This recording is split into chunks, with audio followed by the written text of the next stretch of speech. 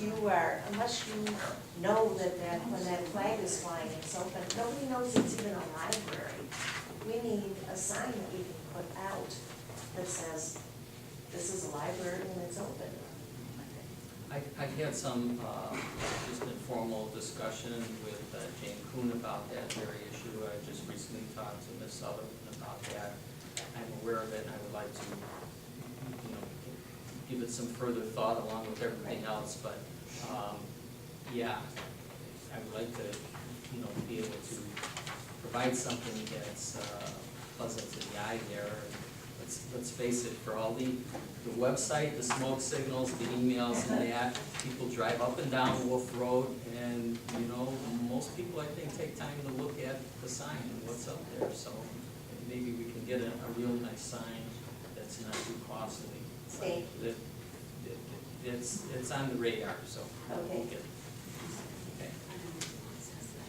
Chris, 6403 Arlington Court. Thank you.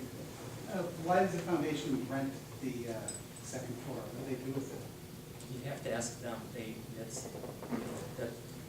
wanted the space, so what they do with it, you have to ask the foundation. Are there restrictions on what they can do with it? I'd have to look at what the lease said. Don't have that in front of me. Anything else?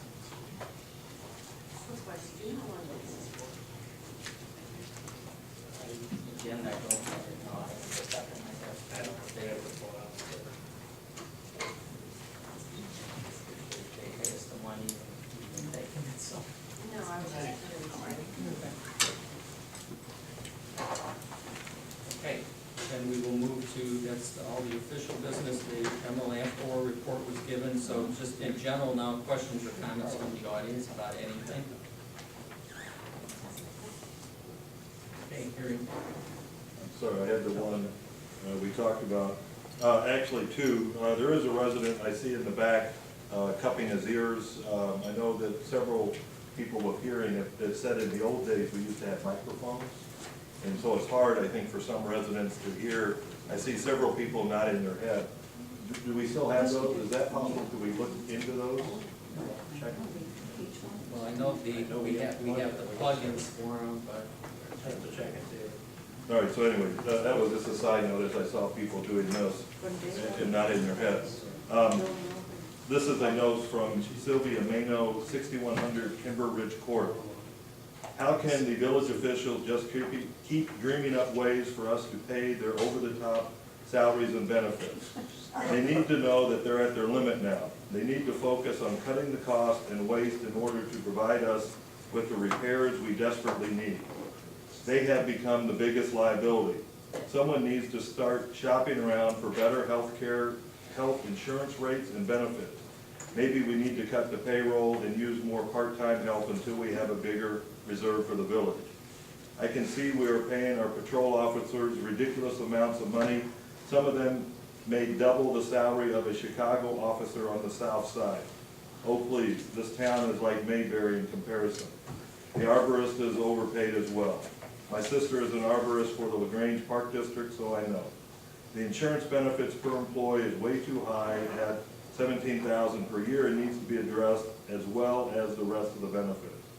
If you realize the cost per employee, we're paying over $1,000 per month for each employee just on health insurance policy. That's insane. They do need to fix that and hire some part-time employees until the reserves for the village improve and are more substantial. Who decides the wage and benefits?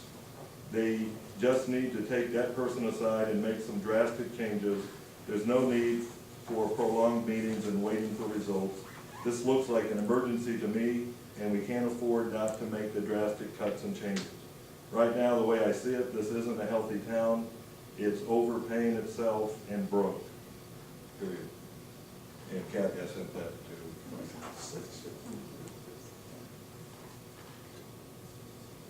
Anything else?